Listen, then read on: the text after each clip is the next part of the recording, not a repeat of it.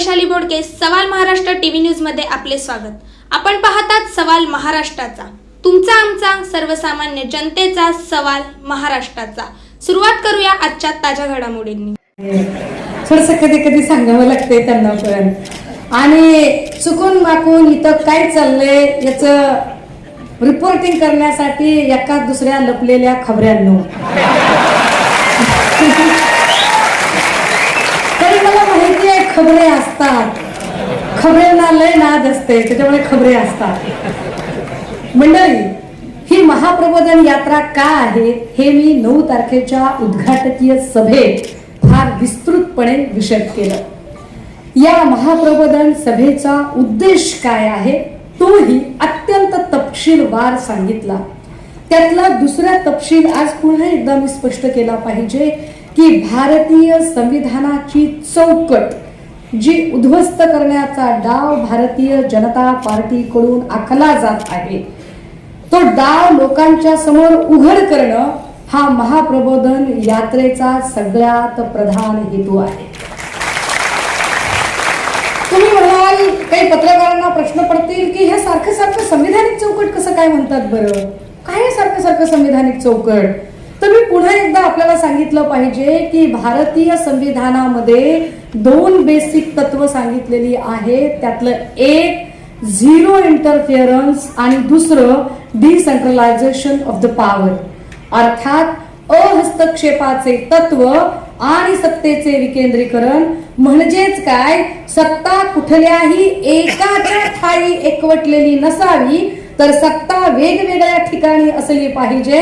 कायदे मंडळ, कार्यकारी मंडळ, न्याय मंडळ अशी सत्ता विकेंद्रित असते। आणि त्याच वेळेला अहस्तक्षेपाचे तत्व म्हणजे काय, तर एका खात्याने, एका विभागाने आपला विभाग, आपले खाते, आपले क्षेत्र, आपले ज्युरिडिक्शन, आपला एरिया सोडून इतरांच्या ज्युरिडिक्शन मध्ये, इतरांच्या खात्यामध्ये, इतरांच्या विभागामध्ये अजिबात हस्तक्षेप करायचा नाही, हे भारतीय संविधानात सांगितलेले असते। असे असताना सुद्धा मुंबई महापालिका त्यांचे ज्युरिडिक्शन सोडून जाणीवपूर्वक राजकीय विरोधकाच्या भूमिकेत जेव्हा जाते, तेव्हा महाप्रबोधन यात्रेत त्याचा समाचार घ्यावाच लागतो। काय घेतोय आम्ही महाप्रबोधन यात्रा, की तुम्ही कॉन्स्टिट्यूशनल फ्रेमवर्क ब्रेक करताय, जर इंटरफिअर करायचा नाही असं कॉन्स्टिट्यूशनल फ्रेमवर्क मध्ये सांगितलेलं आहे।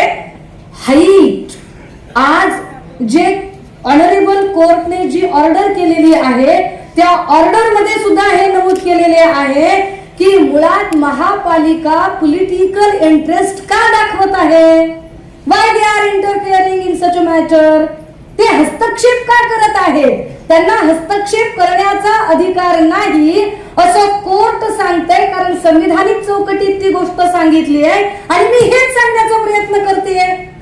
तर असं सांगितल्यावर ते म्हणतात प्रक्षोभक विधाने केली, चिथावणीखोर बोलला। काय मी किती गरीब लेकरू आहे, असं असते का, किती गरीबासारखं बोलते मी। काल तर मला नवीनच कळलं, म्हणजे असं गृहीत धरा की त्यांचे 500 असतील, माझे 5 तर असतील, 5 तर असतील माझे, की जे इमानदार असतील, की जे डिपार्टमेंट मध्ये असतील। त्या 5 पैकी काही जण सांगतात, जे माझ्याकडे UPSC MPSC ला स्टुडंट होते, जे आता PI आहे, DYSP लेवलला आहेत, ते सांगतात की ताई जरा जपून राहा, तुम्हाला अडकवण्याचा प्रयत्न करतायत। म्हटलं काय, तर आमच्याकडे इनपुट आहे। कसले इनपुट आहेत? इनपुट असे आहेत, रंग सावळा, सशक्त बांधा, मध्यम उंची, केस कुरळी, पोशाख साडी, भाषा मराठी, सदरील वर्णनाची व्यक्ती आपल्या हद्दीत भाषणास आल्यास तिचे भाषण ध्वनिचित्र मुद्रित करावे, ती व्यवस्था नसेल तर ध्वनी मुद्रित करावी, तीही व्यवस्था नसेल तर भाषण टंकलिखित करावे, पण भाषण रेकॉर्ड करावे।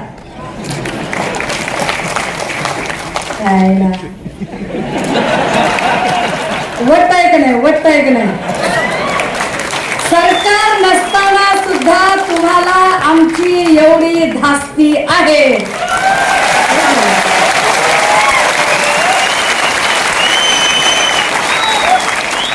दादा हो, मी असं वारंवार म्हटलं की मी कायद्याची विद्यार्थिनी आहे। चिथावणीखोर वक्तव्याची व्याख्या जी मला कळते, भारतीय दंडविधान 153 नुसार इंडियन पिनल कोड 153, 153A हे जे सेक्शन आहे, या सेक्शन मध्ये असं सांगितलं जातं की एखाद्या व्यक्तीचे वक्तव्य जर प्रक्षोभक असेल, चिथावणीखोर असेल, त्याच्या वक्तव्यामुळे तणाव निर्माण होत असेल, दंगल सदृश्य परिस्थिती निर्माण होत असेल, दंगल होत असेल, तर अशी दंगल होण्यास कारणीभूत असणाऱ्या व्यक्तीवरती कारवाई केली जाईल. ओके, ही व्याख्या आहे. आता नीट समजून घ्या, मी संविधान सांगण्याचा प्रयत्न करते महाप्रबोधन मधून. आता जर असं असेल तर 9 तारखेला सभा झालीये, 9 उलटून गेली, 10 उलटून गेली, 11 उलटून गेली आणि 12 तारखेला गुन्हा दाखल करता. 12 तारखेला अरे नवी नवरी नांदताना हळद, तिच्या अंगावर हळद असतानाच इथे जाते चांगली दिसते रे दादा. 2 लग्न झाल्यावर नाही चांगली दिसत.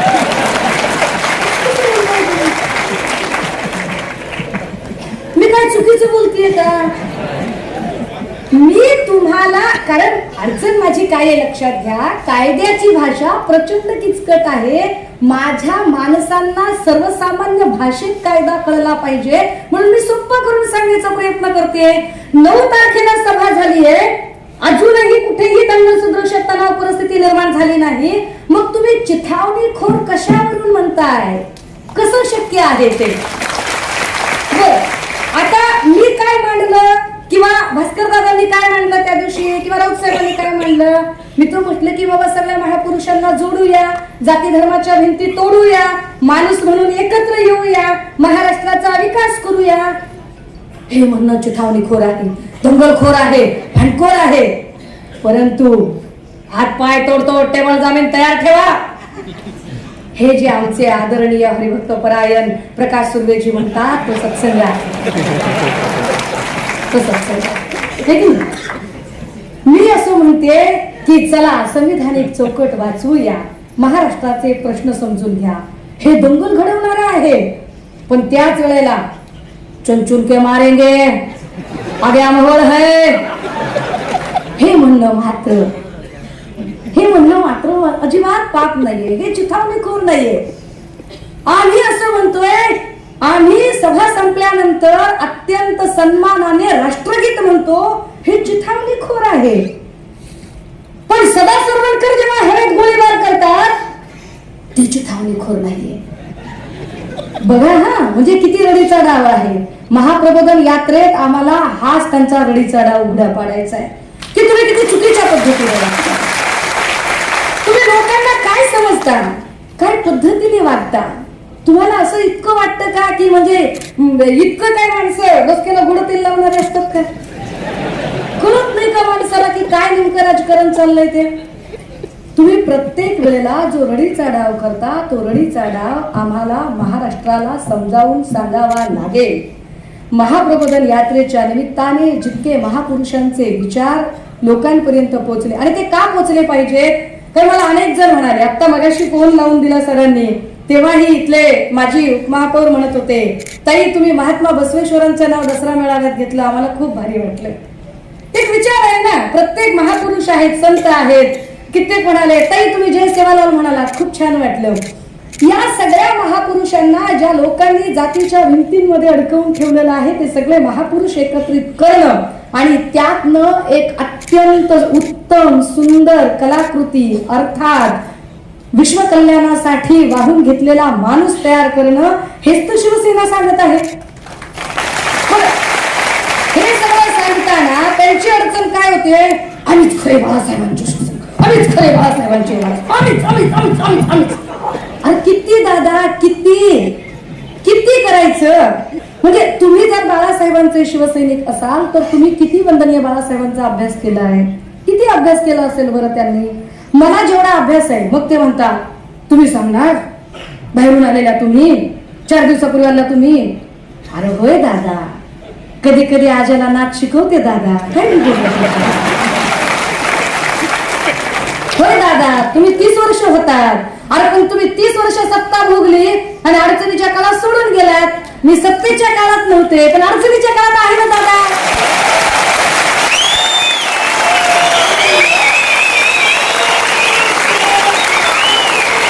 मग ते म्हणतात आम्ही बाळासाहेबांचे वारसदार.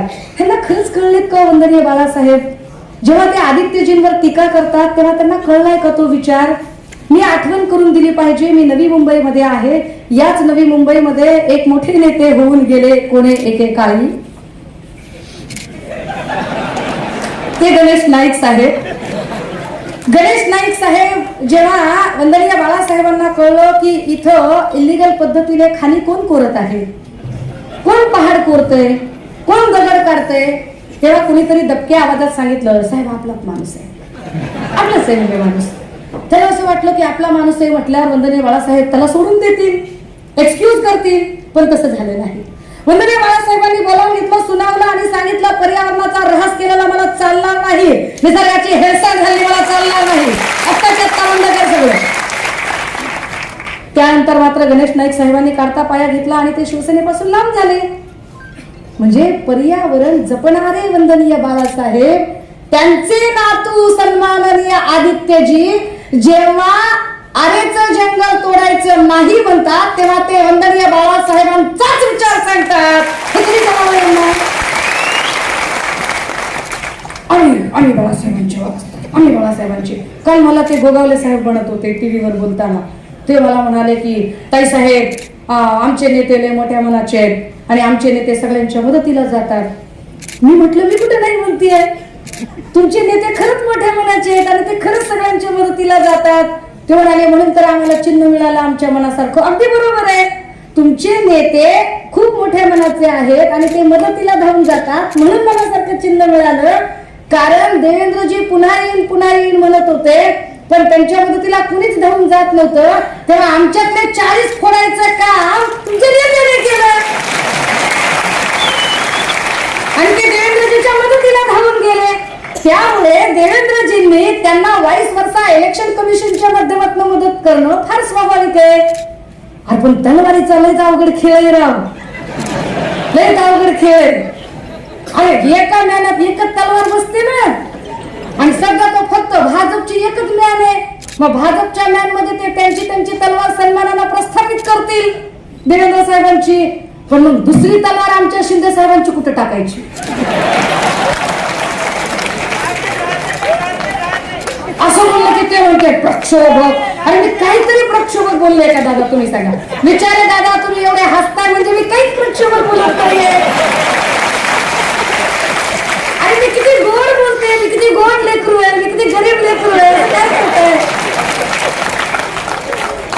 मग ते म्हणाले मोदीजीची मिमिक्री केली म्हणून तुमच्यावर गुन्हा दाखल होतोय. मी मिमिक्री केली? मी नाही केली हो मिमिक्री. मी खरंच इमानदारीनं, माय बापाच्या इमानदारीनं मी नाही केली मिमिक्री.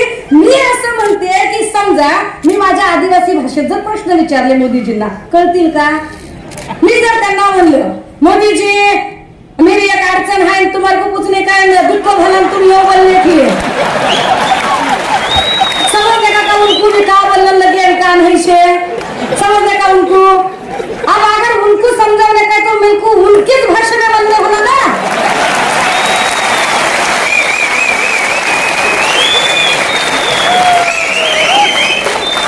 मला जर बोलायचे असेल तर मला त्यांच्याच भाषेत सांगावे लागेल. मोदीजींना जर हिंदी समझते तो मैं आपकी बेटी हूँ, मैं आपकी पोती हूँ. 9 तारीख को मैंने आपको सवाल पूछा था, किंतु आपके लोग एफआईआर दर्ज करके मुझे डराने धमकाने की कोशिश कर रही है.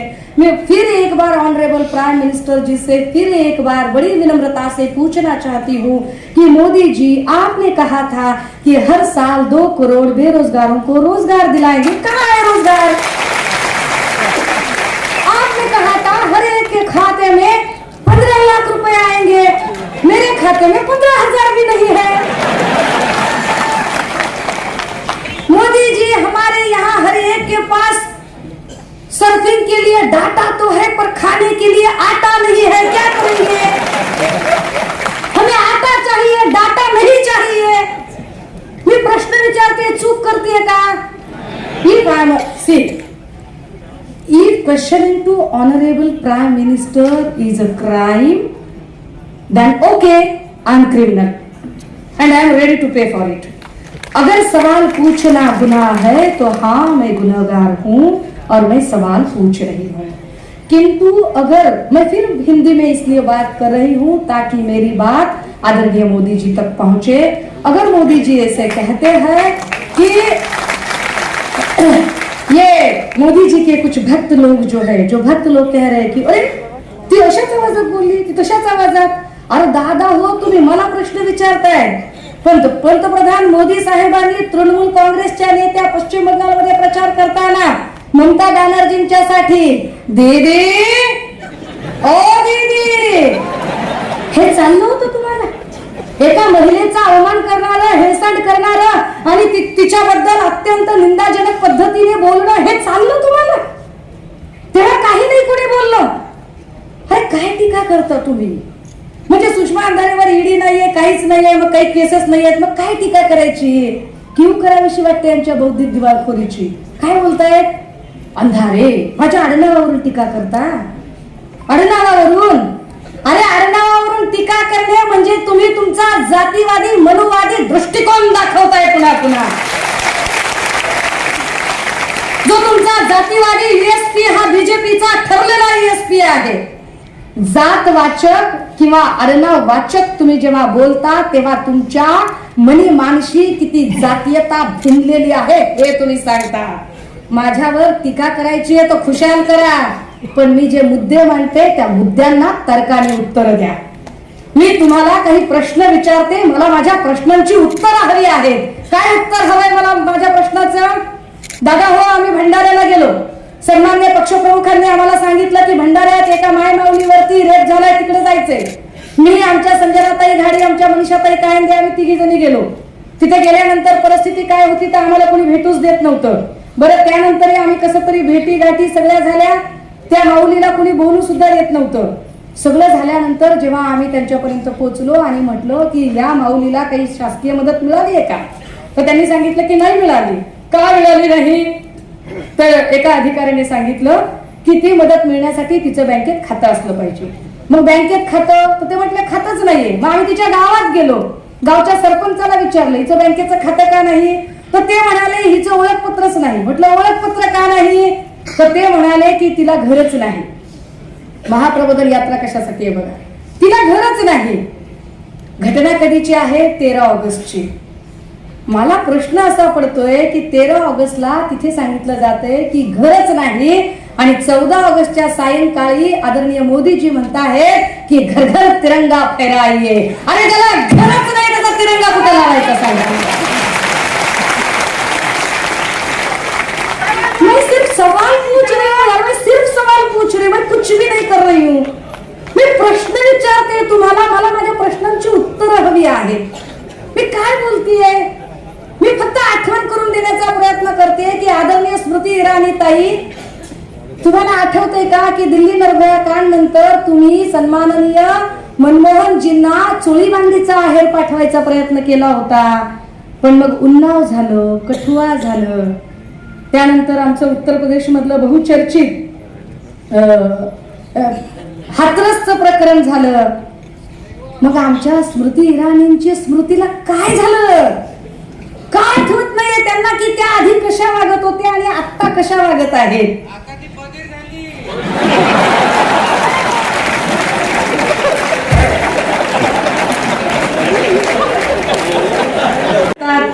फिरना कहना माइकल दारू पी के दंगा करता है, मैं कुछ नहीं बोल रही हूँ, मैं सिर्फ बात कर रही हूँ, मैं सिर्फ हालात बयां कर रही हूँ।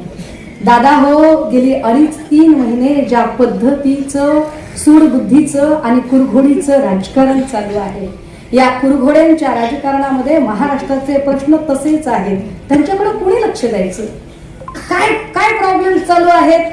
काल मी पुणे विद्यापीठामध्ये होते, पुणे विद्यापीठामध्ये पीएचडी धारक विद्यार्थ्यांचं आंदोलन चालू आहे शुल्कवाढीच्या विरोधातलं। 137% फीस वाढवली आहे, म्हणजे कोविडच्या काळात जी फीस होती त्या फीसच्या एकूण 137% फीस वाढवली आहे। कुलगुरूंना आम्ही प्रश्न विचारायचे, बरं तिथे वसतिगृह त्या पोरांना मिळत नाहीये आणि ती पोरं आंदोलन करत आहेत, कुलगुरूंची नियुक्ती कोण करतं, तर महामहिम राज्यपाल साहेब करतात। आदरणीय महामहिम राज्यपाल साहेबांना मी साधा प्रश्न विचारते की साहेब आपण कंगनाताईला भेटायला वेळ देता, जाऊ दे, आपण भेट देता की नाही? आपण एवढ्या सगळ्या म्हणजे आमच्या कलनाताई असतात, दुसऱ्या आमच्या बहिणी अक्का असतात, हे की नाही, दिशा अक्का, अजून कोणत्या कोणत्या अक्का येतात, तर सगळ्यांना तुम्ही भेटायला वेळ देता. त्या PhD धारक विद्यार्थ्यांचे प्रश्न सोडवण्यासाठी कुलगुरूंकडून माहिती मागवायला महामहिम राज्यपाल महोदयांना वेळ मिळेल का? प्रश्न आहे फक्त. प्रश्न विचारला तरी तुम्ही चिथावणीखोर म्हणताय. म्हणजे तुम्ही किती रडीचा डाव खेळताय. मी माझे साधे सुधे प्रश्न तुमच्या समोर ठेवतेय की अरे राजे हो, तुम्ही सरकारमध्ये बसलाय, तुम्ही सरकारमध्ये बसलाय ते फक्त आणि फक्त सन्मान्य पक्षप्रमुख उद्धव साहेबांना त्रास देण्यासाठी बसलाय की महाराष्ट्राचे प्रश्न सोडवण्यासाठी बसलाय? काय महाराष्ट्राचे प्रश्न सोडवताना तर दिसतच नाहीये कोणी.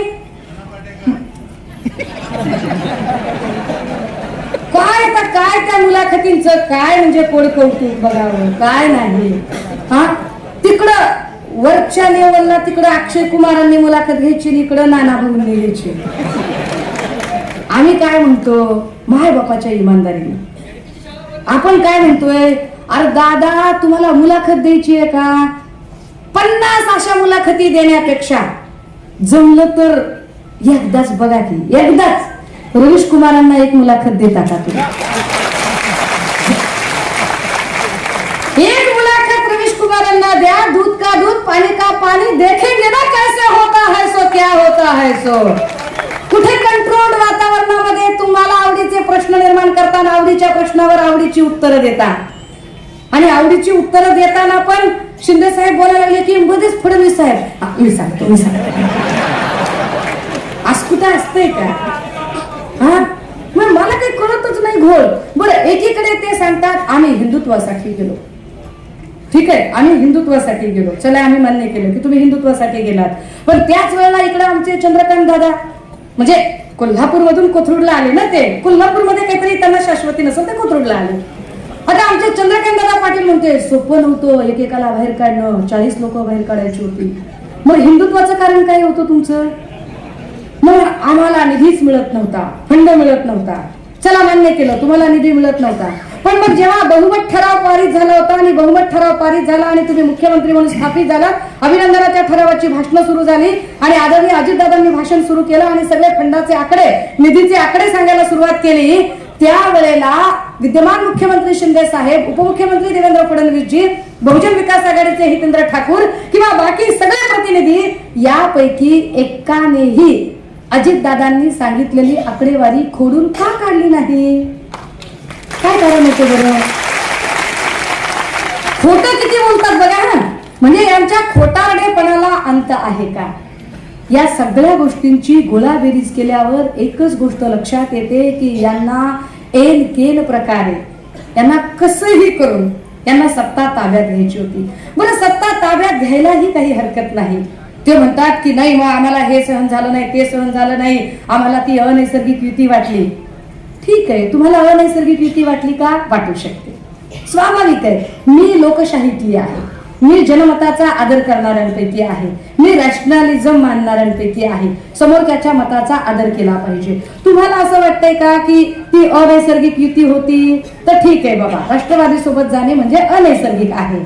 पण मग तुम्ही आता ज्यांच्या सोबत जालात, आता ज्यांच्याशी तुम्ही घरोबा केलेला आहे, त्यांनी पहिल्यांदा एकदा जे खुणावलं, चुचकारलं ते तर राष्ट्रवादीलाच की पाहत पाहत ते चालतंय. पाहत पाहत तुम्ही केलं ते काय होतं? ते अनैसर्गिक होतं का नैसर्गिक होतं? बरं, तुम्हाला जर असं वाटतंय की नाही बाबा ही अनैसर्गिकच युती आहे, अरे मग 2019 ला घ्यायचं नाही ना तुम्ही पद? मग तेव्हाच म्हणायचं होतं. म्हणजे आमचे शिंदे साहेब जे आहेत, मला त्यांच्याबद्दल आदर आहे. हा, मी चिथावणीखोर बोलत नाही. हा, ते त्यांच्याबद्दल आदर आहे, चांगला माणूस आहे, आपला भाऊ आहे, अडचण नाही. एकनाथ भाऊ तुम्ही असं करायचं, राजन विचारे मला हे पसंत पडलेलं नाही, मी नगर विकास मंत्री होणार नाही. विचारे तुम्ही मंत्री व्हा बरं.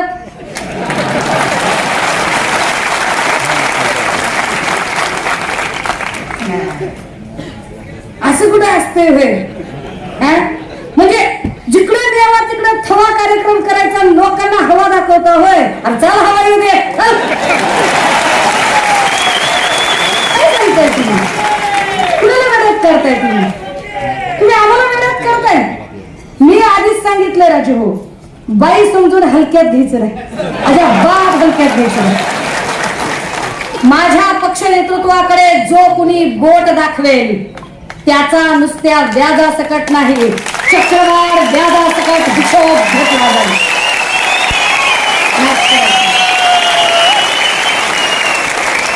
दादा हो, सगळी लोकशाहीची जी ही काही जी चौकट आहे ती चौकट इतक्या वाईट पद्धतीने हे लोक विकृत पद्धतीने मोडीत काढतात. आम्ही का महाप्रबोधन यात्रा काढतो याचा फक्त शेवटचा मुद्दा सांगणार आणि थांबणार आहे. According to Indian constitution, the sculpturer of Indian Constitution accepted the principle of multi-party political system. भारतीय राज्यघटनेच्या शिल्पकारांनी इथे लोकशाही अबाधित राहण्यासाठी बहुपक्ष पद्धती स्वीकारली की अनेक पक्षांचं सह अस्तित्व असलं पाहिजे, जेणेकरून चेक अँड मेट बॅलन्स असेल, पॉवर बॅलन्स साधला जाईल. आणि म्हणून जितका सत्ताधारी पक्ष गरजेचा असतो तितकाच विरोधी पक्ष सुद्धा गरजेचा असला पाहिजे, अशा पद्धतीची मांडणी केली. परंतु हे लोक ज्या पद्धतीने आता राजकारण करत आहेत त्यामध्ये भाजपाला शिवसेनाच फक्त संपवायची असे नाही, तर भाजपाला एकूण या देशातनं सगळेच राजकीय पक्ष जो जो विरोधी आवाज निघेल तो सगळा विरोधी आवाजच दडपून टाकायचा आहे. जर विरोधी पक्षच नसेल तर देशात लोकशाही नांदणार नाही, हा देश हुकुमशाहीकडे जाईल. आणि म्हणून या भारतातली नागरिक म्हणून, डॉक्टर बाबासाहेब आंबेडकरांची फॉलोअर म्हणून, छत्रपती शिवाजी महाराजांच्या लढाईतला लढवय्या मावळा म्हणून आणि वंदनीय बाळासाहेबांनी आपल्या रक्ताचं पाणी करून उभी केलेल्या या शिवसेनेचा एक महत्वाचा छोटासा शिपाई म्हणून ही माझी जबाबदारी आहे की लोकांना मी अवगत केलं पाहिजे की काय पद्धतीने हे संविधानाची चौकट मोडीत काढत आहे. ज्या संविधानाने तुम्हाला मला अधिकार दिला आमच्या मनासारखं सरकार निवडायचं आणि आम्ही आमचं सरकार निवडलं, आणि तरी हे रडीचा डाव खेळतात आणि तरी सांगतात, म्हणून आम्हाला सांगतात काय काय बोलतील काय पत्ताच लागत नाही, पत्ताच लागत नाही. काय धंदे येत, कधी आम्ही आमच्या आयुष्यात असं कधी बघितलं नाही राजे हो, कधी नाही बघितलं. काय काय आखरीत बघायला मिळतंय आम्हाला. कधी आमच्या सन्मान्य मुख्यमंत्री, मला वाईट वाटते हो, माझा भाऊ मुख्यमंत्री आहे, माझ्या भावाचा असा इन्सल्ट केला नाही चालत, मला आवडत नाही, मला वाईट वाटते. मला माझ्या भावाच्या समोरचा माईक घेते ते काढून, भाऊ आहे माझा, भाऊ आहे माझा, ते माझ्या भावाच्या समोरचा माईक काढून घेतात, बोलायला लागलं की कागद देतो. का माझ्या भावाला येत नाही काही? माझा भाऊ वाटतोय तुम्हाला? माझा भाऊ काही कॉप्या करून पास झालाय का?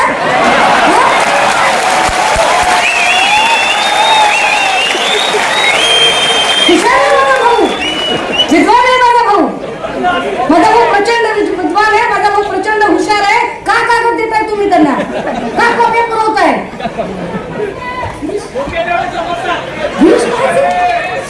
गिरीश महाजन असं असं करत सांगायचं,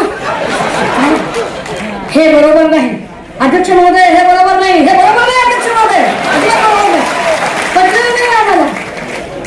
आणि दादा हो, जर त्यांचं असं म्हणणं असेल की नाही तुम्ही असं केलं तसं केलं तुमच्यावर गुन्हा दाखल होईल, तर राजे हो, आमचे राजदादा जे आमचे चुलत भाऊ आहेत, एकनाथ भाऊ आमचे सख्खे भाऊ आहेत, राजभाऊ आमचे चुलत भाऊ, तर आमचे चुलत भाऊ एवढ्या सगळ्या मिमिक्र्या करतात त्यावेळेला काय?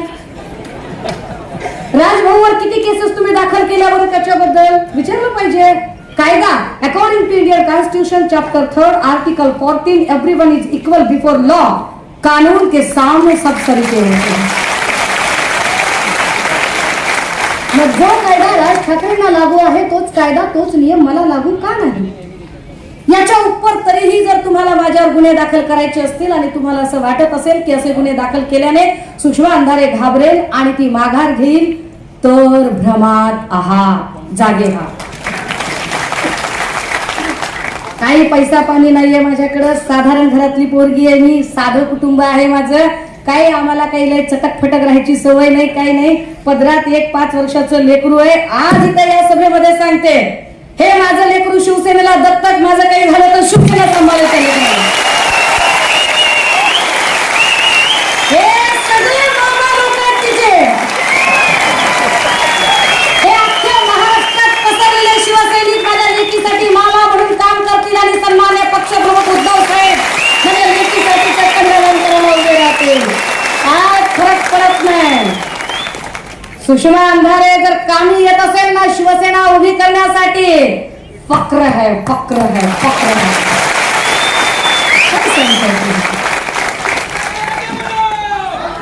दादा हो, माझा कुणाच्याही भावना दुखावण्याचा अजिबात हेतू नाही.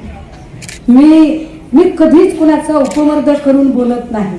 मी फक्त माझी एक स्टाईल आहे की माझं म्हणणं लोकांपर्यंत पोचावं म्हणून मी साध्या भाषेत सांगायचा फक्त प्रयत्न करते.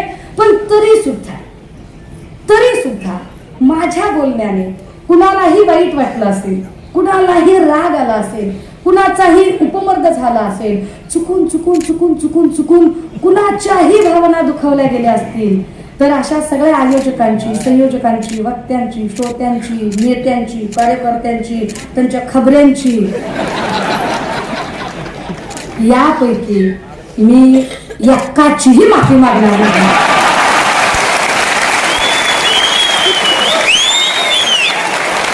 मी माझ्या म्हणण्यावर ठाम आहे, थांबते, रजा घेते. जय ज्योती, जय भीम, जय शाहू, जय जिजाऊ, जय महाराष्ट्र. आपल्या प्रतिक्रिया कळविण्याकरिता आमचा व्हॉट्सअप दूरध्वनी क्रमांक आहे 9322592814. पूर्ण महाराष्ट्रातील ताज्या घडामोडी जाणून घेण्यासाठी सवाल महाराष्ट्राला सबस्क्राईब करा आणि दाबा बेल आयकॉन आमच्या रोजच्या अपडेट्स पाहण्यासाठी. धन्यवाद.